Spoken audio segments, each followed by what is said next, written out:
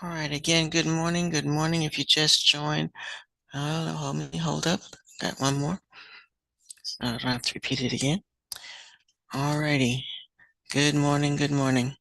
All right, we are going to continue with types of crosses today, but I need you all to take I'm going to say the first 10 minutes, and let's upload the page from last class because I only had one person to submit that assignment. So you got 10 minutes to work on that and get that uploaded. And then we're going to go into today's lesson. And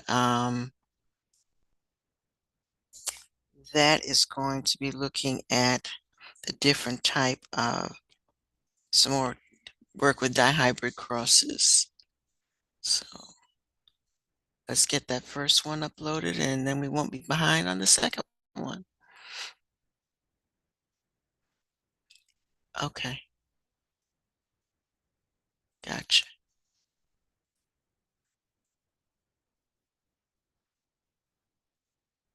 Okay.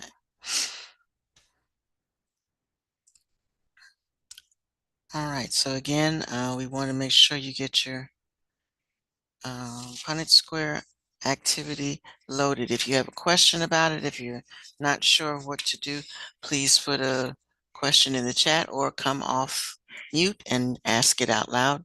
Sometimes your questions are something everybody needs to hear rather than just taking the time to type it in the chat.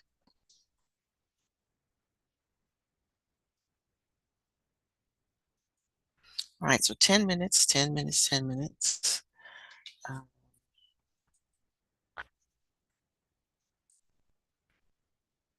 and then we're going to go on.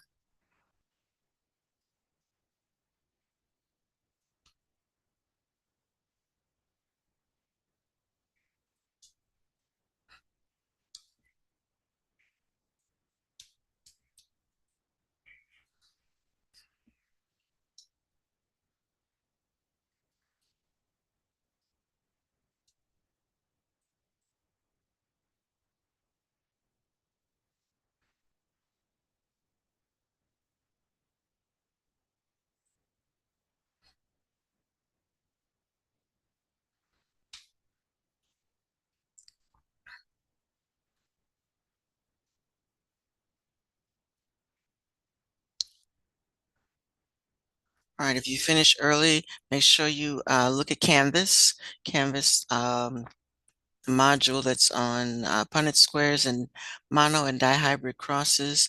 There's there's a reading page and an activity on where did my eye color come from.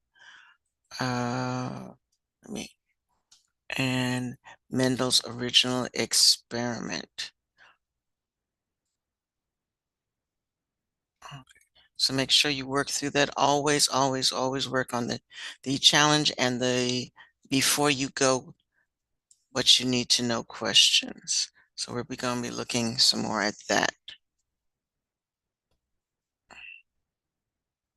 While you do that, I'm going to load the next activity for you.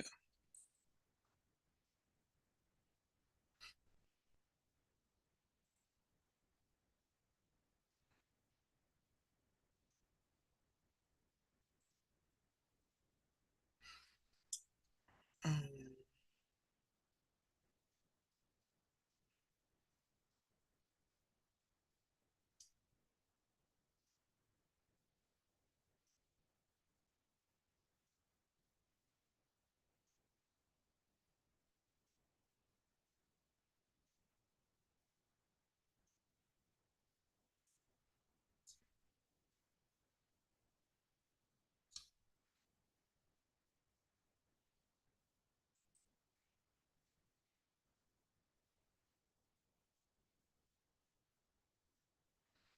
Let me not do that.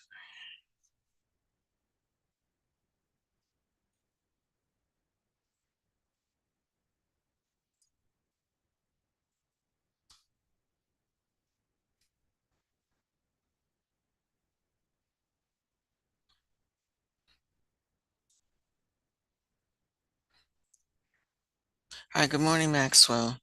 I'm giving the next few minutes to get last week's assignment turned in, and then we'll get to today's activity. Next few minutes, next few minutes. So everybody should be working on their Punnett square. Remember, our objective today, this semester, is not to have late assignments. Late assignments will be marked late. In fact, when you turn them in today, I might have to take the late off of it because I think it was due today. So make sure it's in today. Yours is marked for the 14th. So make sure it's in today. Otherwise, it will come up as late.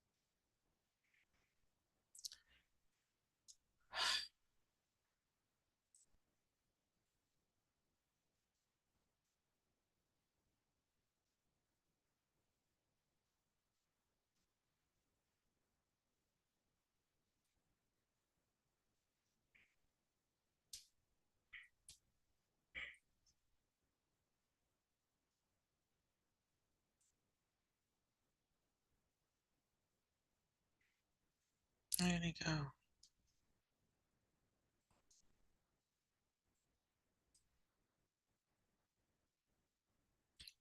me go where I wanted to go.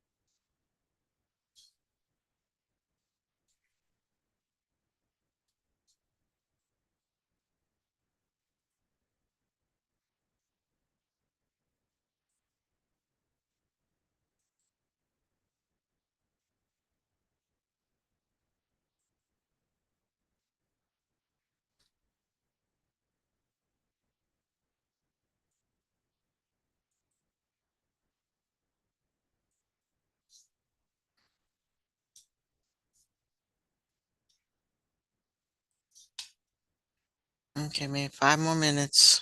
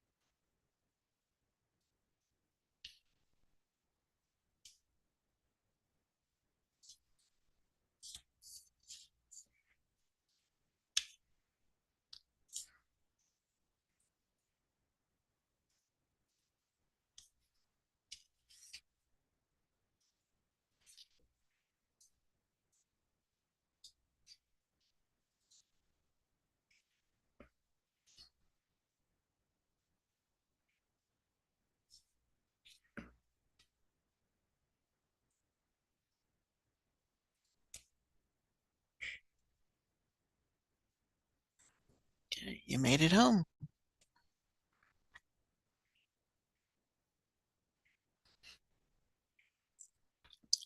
All right, it's good to see everybody made it in. They had some internet issues earlier today, so I'm glad to see everybody was able to log on. And I guess they fixed whatever was wrong.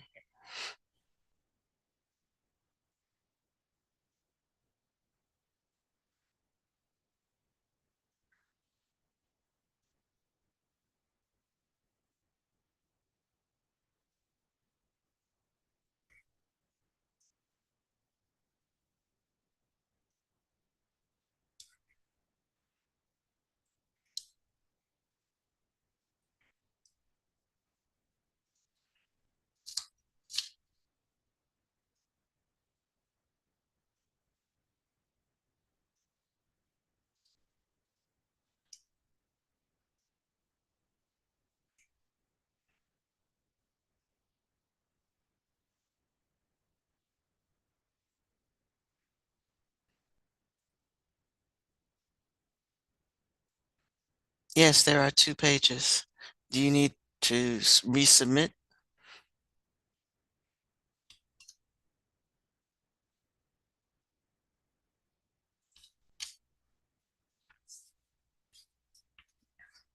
And on the second page, we didn't talk about what letters to use, but we're going to, since tall is dominant, we're going to use a T for tall and short, capital T for tall, and lowercase t for dwarf. And again, the P for purple, lowercase p for white.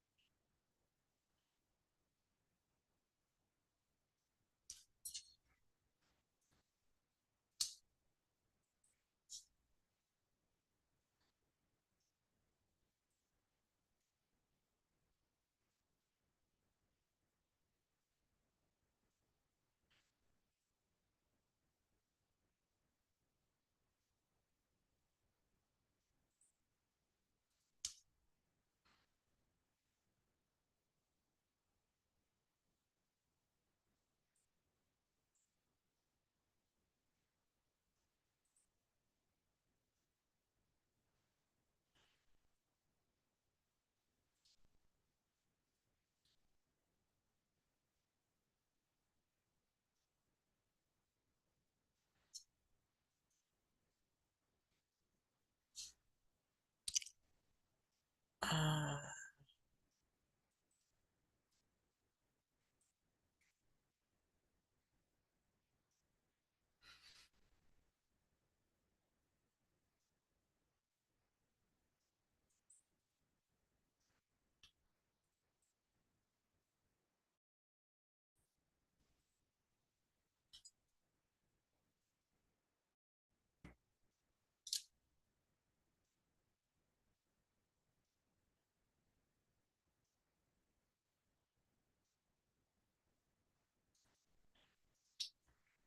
Mm.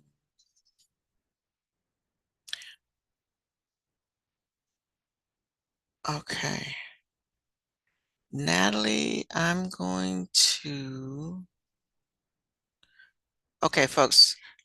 Natalie, I'm going to send yours back. You did the first inflated, right? And then I don't know, you just changed your mind on everything else. All right, folks, let me just say this to everybody. You are only using one type of letter.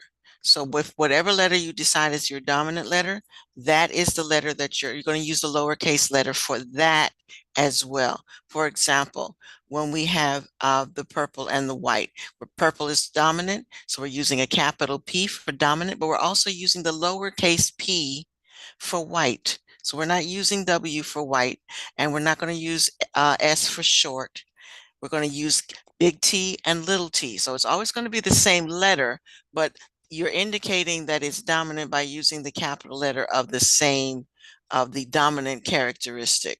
Okay, so there's not going to be two letters in the genotype ever, unless we're, and well, not unless, except when we get to what we're going to do today with the dihybrid cross. Okay, that's the only time you're going to have two different letters in the box. So, Natalie, I'm going to return this. That being said, mm,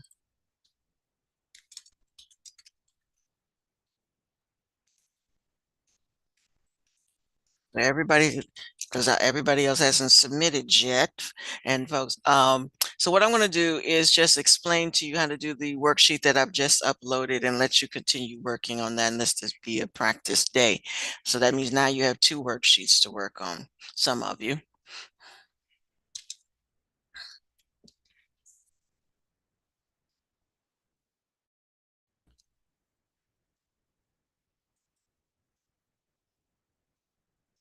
All right. Um,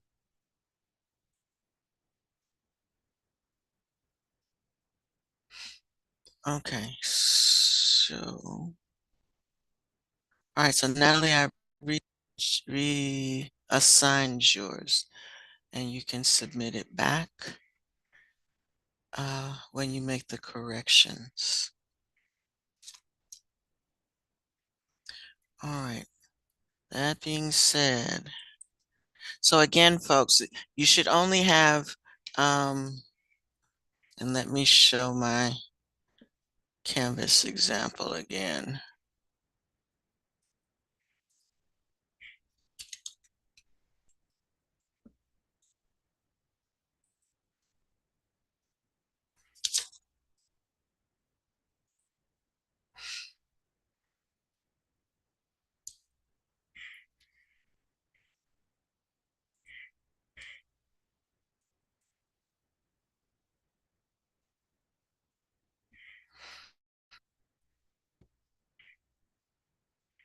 All right, so I put my example that we had up the other day back on the share board. All right, so again, notice that we have two different characteristics, yellow and green. And yellow in this case is dominant for the shape of the P. And green is recessive. Now on your worksheet, the P pod, green is the dominant characteristic and yellow is recessive. So we are using green or the G for dominant characteristics. So that would be big G is dominant, and little g is recessive. On this one, yellow is dominant because this, we're talking now about the actual P and not the pod. And in this case, the yellow is dominant and the green is recessive. So we have two capital Y's for dominant. And when it's heterozygous, we have the capital Y and a lowercase y. Okay, and that lowercase y tells me that it's carrying a gene for green. And then the two lowercase y's indicate green. And remember, in order to get for a recessive trait to show up, you've got to have both genes. So I think Piper, on yours, the comment that I made was you always have to have two genes in a box. I didn't take off for it because you had the right gene in the box, but you need two. You always have two genes. Every organism has, because remember, you're getting one from mom and one from dad. So two genes always have to be in the box. Okay. All right. So give you a few minutes to work on that. And then I want to show you. Uh, all right. Let me back up. All right. So your assignment for this one, and you may have to go to your um okay, let me come out of this because I don't want to be sharing the grade book. Come out real quick.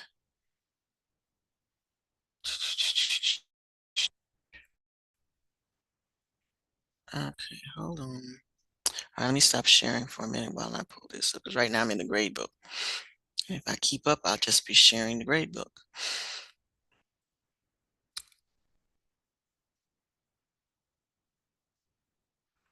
All right, so you should be able to go to your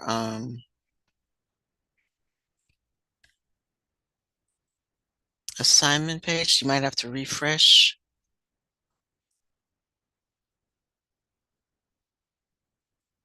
So go to home page and let me view this as student before I share again.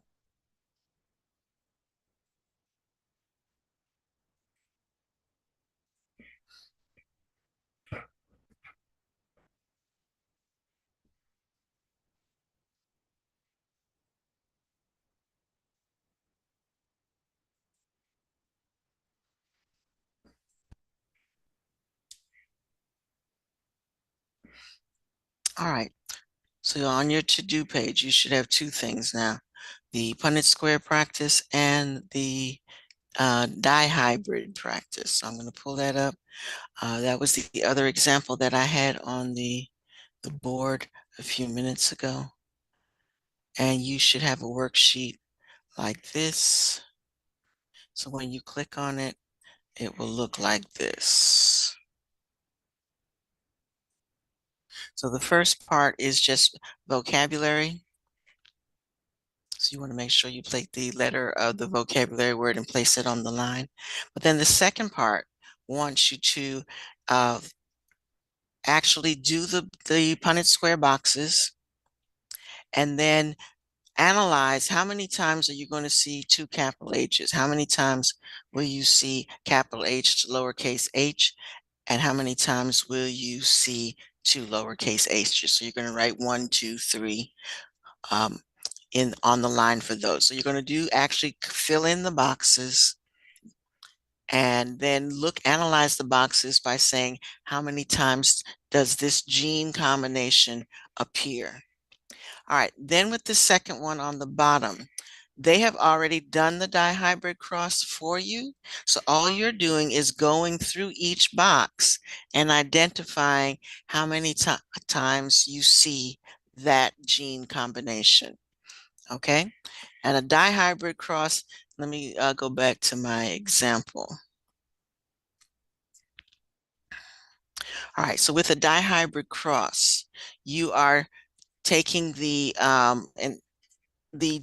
offspring of the first generation and mating two of those.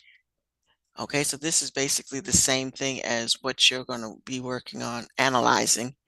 And you put one parent across the top and you put the other parent across the bottom, except what you're doing here is you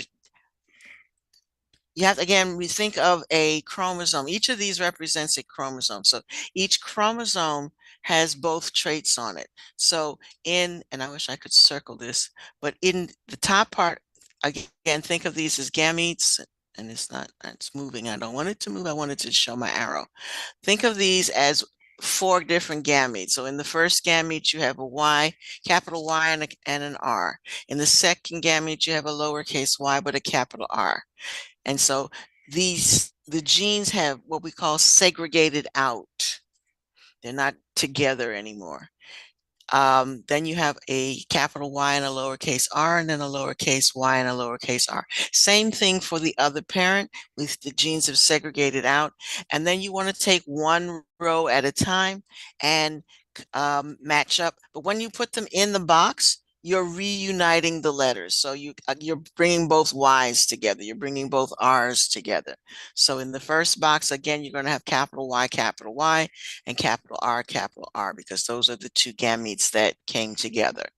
Second box, you're looking at the second one. You're still looking at the first row from the side, but in the second box, you had a lowercase y with that capital Y from the side. So that's what goes in that box. From the top, you have a capital R, and on the side, you have a capital R. So that's what went in that box. So you want to do this the same way you did the Punnett square, except there's more of them. And you're going to have two letters or two sets of letters in each box. Okay, so again, the activity has already done that for you. Okay, and like I said, it's the same as the one I had in the example. It's already done it for you. All they want you to do is to go through the boxes and say, how many times do you see this gene combination? Okay, so when you finish the first worksheet, just go on to do this one. And this today will just be a worksheet day.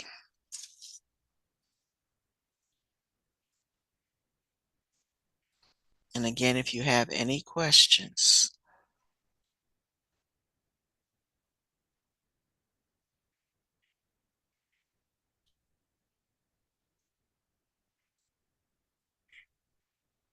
please let me know.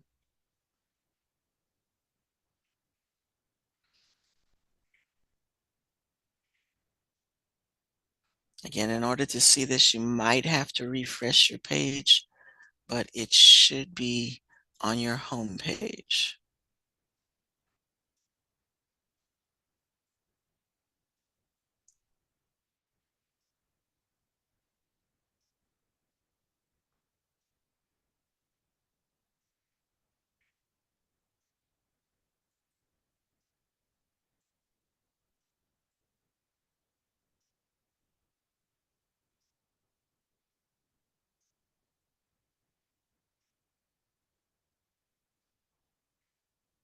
Okay, and you should be able to upload it there.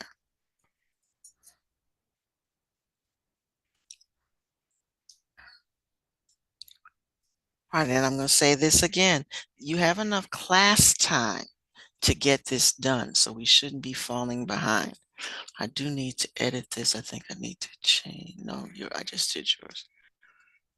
Okay, so it's available today. It's due Friday, but we're going to have other things to do, so you don't want to let this be late.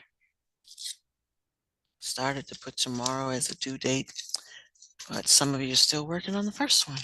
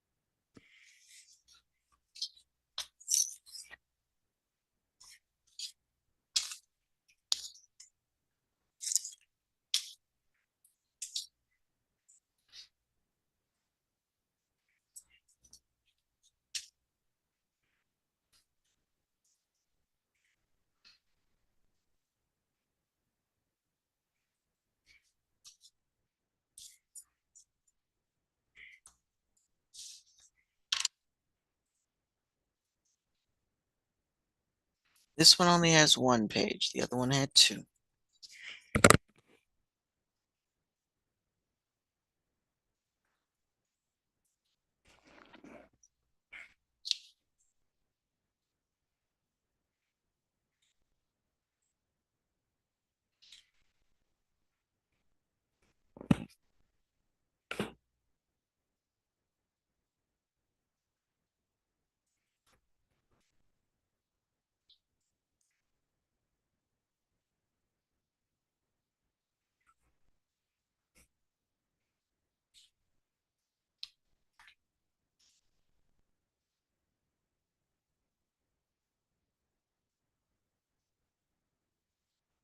Right, and again, when I look at Go Guardian, I should see you working on the worksheet.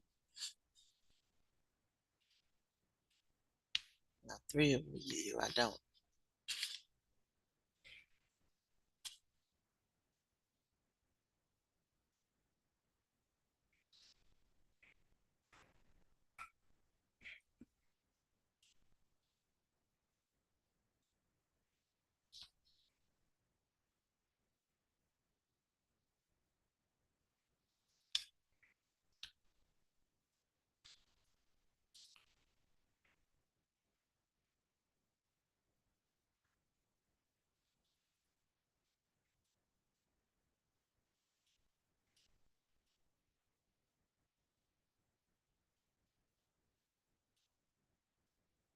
I should do the Punnett square one first and then work on, do the monohybrid activity first and then the dihybrid activity second.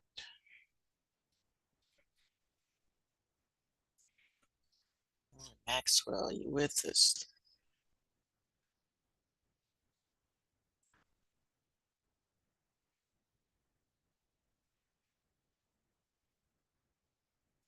Thank you. Ariana, are you able to pull up your worksheet?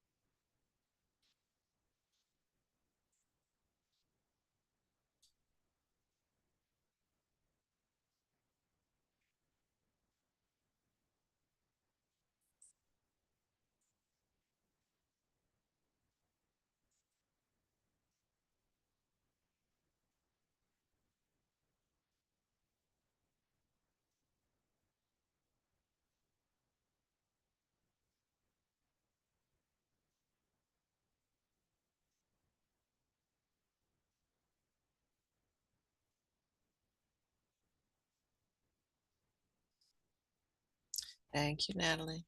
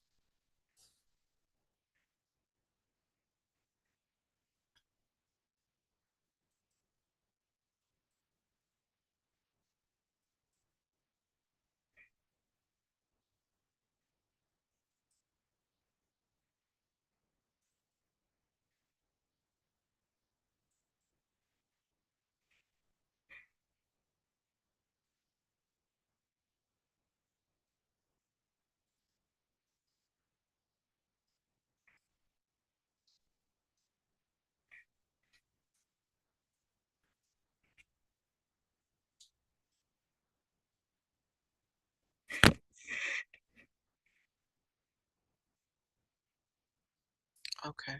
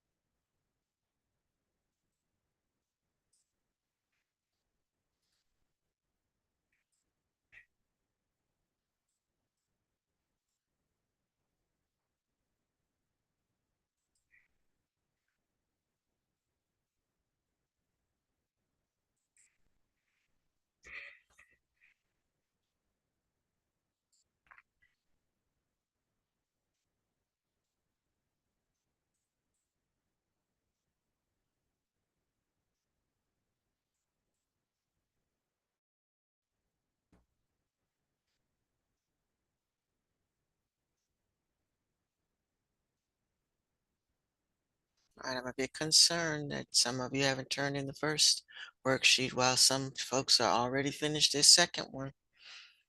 Again, please try to stay on top of things. If you have a question, I can pull you in a chat room. If you don't want to ask the question out loud, let me know if you need help.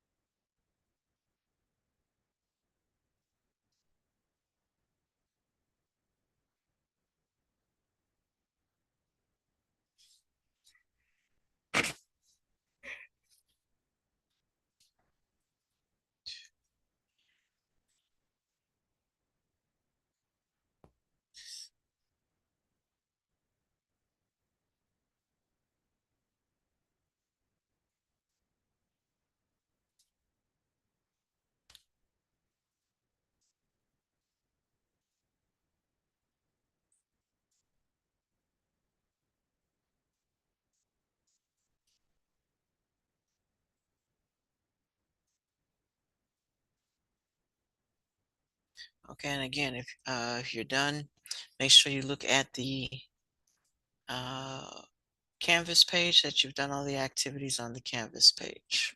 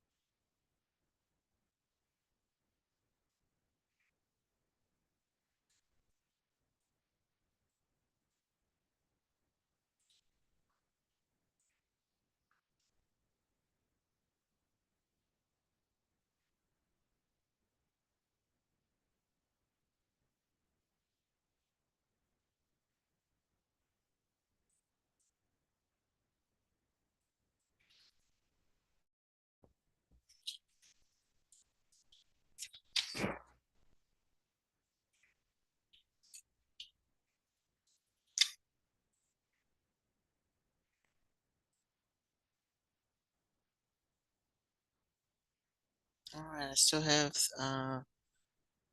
three of you who haven't turned in the first assignment. So please make sure you get that in today. Because after today, that one is late.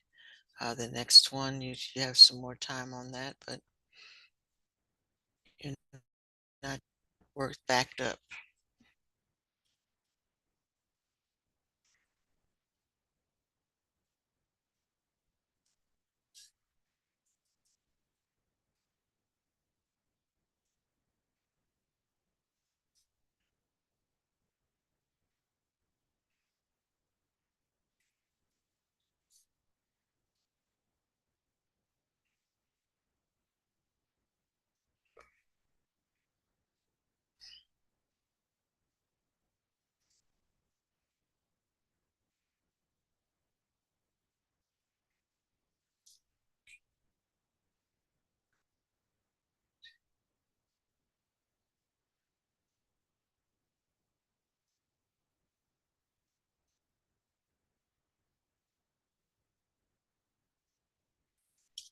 And I did forget to tell you that when you're doing the dihybrid cross, there are 16 boxes, so all of your numbers need to add up to 16.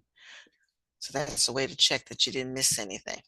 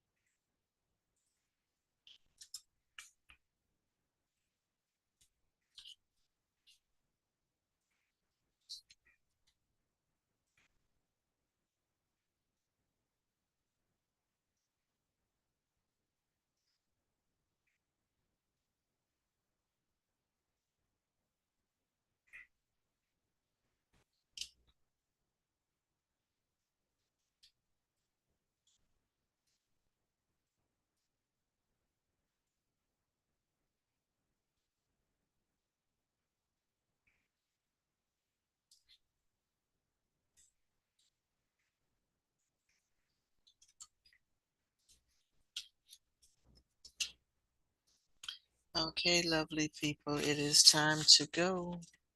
We'll see you tomorrow.